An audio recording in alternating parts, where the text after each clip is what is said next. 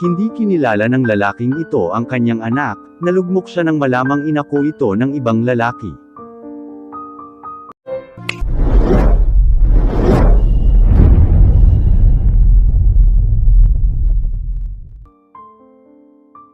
Bakit ayaw mong sayo ko ipangalan ng anak natin? Jojo, anak mo ito. Umiiyak na sabi ni Florin sa kanyang kinakasamang si Mike habang nasa loob sila ng kwarto ng hospital kung saan siya nanganak. Tinatanong na kasi ng nurse kung anong apelyido ang ipinapangalan nila sa bata at nang sabihin niya ang apelyido ni Mike ay ganoon na lamang ang naging pagtanggi nito. Matagal bago nakasagot sa kanya si Mike, nakayuko lamang ito na tila ba may malalim na iniisip. Ngunit maya-maya pa ay halos gumuho ang mundo ni Florin nang sa wakas ay sumagot na sa kanya ang kinakasama. Hindi naman ako sigurado kung ako ba ang tatay niyan. Ayaw kong ibigay ang apelyido ko sa isang batang hindi ko naman anak, hiyaw sa kanya ng lalaki. Sobrang nasaktan si Florin sa sinabi nito kaya naman ganoon na lang ang bilis ng pagtulo ng kanyang luha. Ni hindi nga siya nakapagsalita dahil doon, maging ang nurse ay nagulat din. Paanong hindi ito magugulat, gayong kamukhang kamukha ni Mike ang anak niya?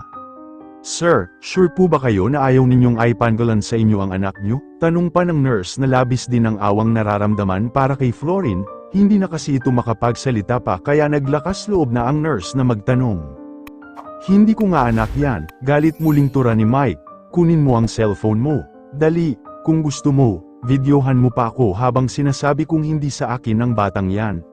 Muli ay sabi niya pa kaya naman mabilis siyang tinalima ng nurse. Kinuhanan siya nito ng video habang sinasabi niyang ayaw niyang tanggapin ang anak niya at ayaw niya itong kilalanin. Mabuti na lamang at tinulungan ng mga kaanak niya si Florin kaya nakalabas siya ng ospital, hanggang sa makatatlong buwan siya at ang kanyang anak, doon lamang siya nagkaroon ng lakas na makapag-apply ng trabaho. Hindi niya naman inaasahan na ang may-ari pala ng company ang ina-applyan niya ay ang mortal na kaaway ni Mike noon, si Justin, na mahigpit nitong karibal sa lahat ng bagay, lalo na noong sila ay nag-aaral pa. Hanggang sa negosyo ay sila pa rin ang magkaaway, kaya naman muntik na sanang umatras si Florin sa pag-a-apply dito kung hindi nga lamang niya inisip ang kanyang anak. Sir, huwag po kayong mag-alala, dahil putol na ang relasyon ko kay Mike, hindi niya rin kinilala ang anak namin, kaya mapagkakatiwalaan niyo po ako, paliwanag ni Florin sa kanyang magiging boss na agad namang napakunot ang noo.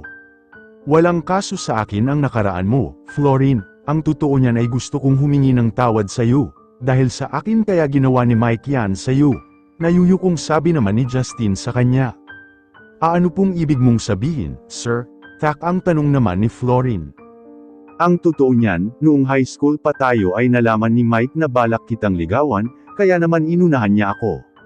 Alam niyang mahal kita, Florin, kaya ginamit kanya laban sa akin. Nayuyuko pang pag-amin sa kanya ni Justin na nagpatulala naman kay Florin. Hindi niya inaasahan ang sinabi nito. Talagang nagulat siya, dahil noon ay malaki rin naman ang pagkakagusto niya sa lalaki. Akala niya kasi ay ayaw nito sa kanya kaya naman pinilit na lamang niyang ibaling kay Mike ang kanyang atensyon. Natanggap bilang sekretarya ni Justin si Florin, dahil halos araw-araw silang magkasama sa loob ng halos ilang taon ay tila muling nanambalik ang nararamdaman nila para sa isa't isa, hanggang sa hindi na kaya pang pigilan ni Justin ang kanyang sarili, niligawan niya na si Florin, na noong una ay nagdadalawang isip pa kung susundin niya ba ang tibok ng kanyang puso o hindi. Sa huli ay nanaig pa rin ang damdamin nilang dalawa, sinunod pa rin nila ang kanilang mga puso, hanggang sa magdesisyon silang magpakasal na tinanggap ni Justin ang anak ni Florin kay Mike at ipinangalan ito sa kanya. Halos ganoon na lang ang pagguho ng mundo ni Mike nang malamang ang karibal niya ang siyang tumatayo at kinikilalang ama ng kanyang anak. Sinubukan niyang ihabla at elaban ang karapatan niya, ngunit hindi siya pinanagan ng korte, dahil hawak pa rin ni Florin ang ebidensyang ayaw niya sa anak niya noon.